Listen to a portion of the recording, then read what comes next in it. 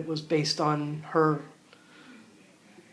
not wanting to discriminate against gay people. It was based on the business that the state of Arizona would lose as a result of this legislation. Also based on the overall national GOP disdain for this measure. And their disdain comes from alienating the middle. They're trying really hard to get the middle on their side to vote for them in this next election so that they can be the majority, maintain their majority in the House in Washington, and gain the majority of the Senate in Washington. So they're focused on the perception of the GOP right now. And this legislation didn't help them. But while I'm glad that it didn't pass, I sort of wish that it would pass in a state, and that part of the requirement would be that any business that chose to hide behind their religion or hide behind this legislation to discriminate against a gay person and not provide services would have to put up a sign in their window that says we don't provide services for the LGBT community. So that way everybody gets to make a decision based on whether or not they want to patronize that establishment.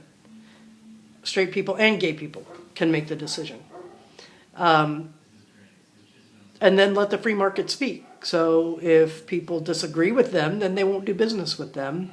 If they agree with them, they will. And then we'll find out whether or not that was a good legislation or not. I would stake 99% on the fact that the business would fail. Because this country is changing. We're changing. We have changed. Nobody, or very few people under the age of 40 can even understand why this would be an issue.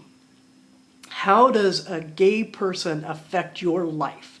How does a gay marriage affect your marriage? It doesn't. So people fall back on, religion. It's religion. It's against my religion. But actually, there's nowhere in the New Testament, in Christianity anyway, and that's where most of the homophobia comes from, is Christianity. So nowhere in the New Testament does it say anything about homosexuals. It doesn't say anything about homosexuals. It says a lot about judging other people, a lot. But it doesn't say anything about homosexuality. It does in the Old Testament in Leviticus. But again, who has made the decision that you're going to abide by some of the laws in the Old Testament, but not all of them? And who decides which one of those laws gets precedence over the others? I feel like if you're going to hide behind your religion and say that it's against your religion and it's a law in the Bible that homosexuality is wrong, then you have to abide by all the laws. So women have to go back to the back of the church and can't have any vote or say in anything that goes on in the church. And you can't eat pork. And you have to wear a beard if you're a man.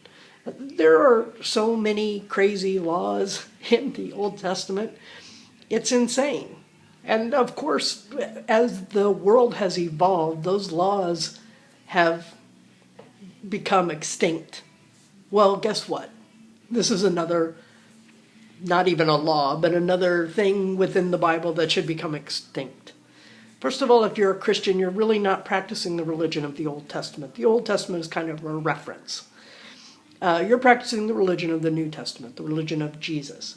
And just think about what Jesus would do in this situation. If Jesus owned a bakery and a gay person came in, do you really think Jesus would turn them away? I don't think so.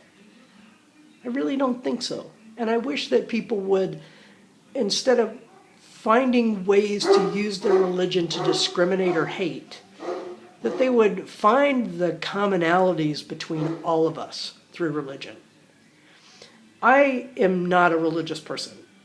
I'm not an atheist. I'm not an agnostic. I have a belief, and it's very personal to me. I believe Jesus was here. I believe he was a man. I believe he was a teacher. I believe he was awesome. I just don't believe all of it. I don't believe that he was the Son of God any more than any of us are the Son of God. That was kind of a metaphor for all of us being the children of God. But anyway, I'm not going to go into all of that. I have a lot of my own religious beliefs, but I absolutely do not and will not subscribe to any organized religion because I don't want someone else to tell me what to believe. I will believe what seems natural and right to me, which makes me not agnostic and not atheist.